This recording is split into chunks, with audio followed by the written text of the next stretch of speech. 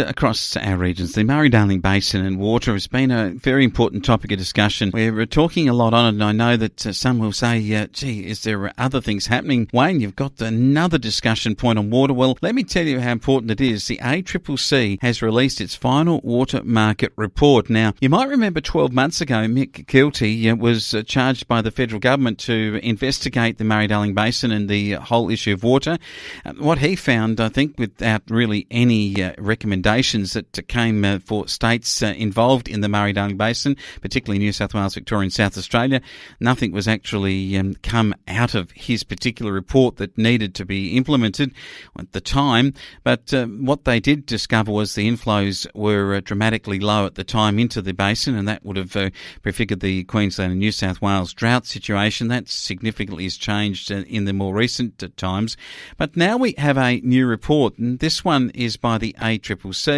And it's been cautiously welcomed by the National Farmers Federation.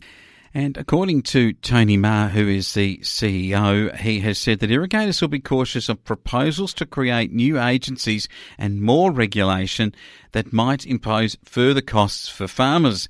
That water trading is critically important. It's a tool to manage water resources in the Murray-Darling Basin, but the basin's trade is worth more than $1.8 billion annually. Mr Marr said while the NFF acknowledged the market had evolved to a stage that current arrangements were not necessarily fit for purpose, it was important to remember that the water market was very different to the ASX. So he's not advocating sort of a stock exchange sort of buying and selling type thing of shares in water. He's advocating a more substantial and controlled measure. The ACCC found no evidence of market manipulation or insider trading in what's happening at the moment with the Murray-Darling Basin. However, it said it's important that we have a system that farmers can have confidence in. The ACCC has made 29 recommendations, and one of these key recommendations is the new independent water markets agency to oversee trading, market integrity, and ensure water markets are efficient and fit for purpose.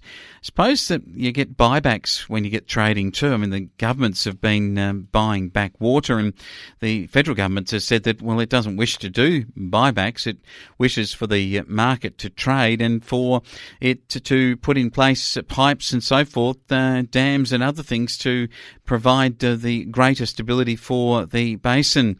We'll see whether or not the federal government and its position, and that is opposed to the ALP in opposition, if they were to come into government, what their position would be. But it's a 700-page report that comprehensively looks at the Murray-Darling Basin. The NFF said it will continue to work closely with members, governments and stakeholders, and they say to get it right.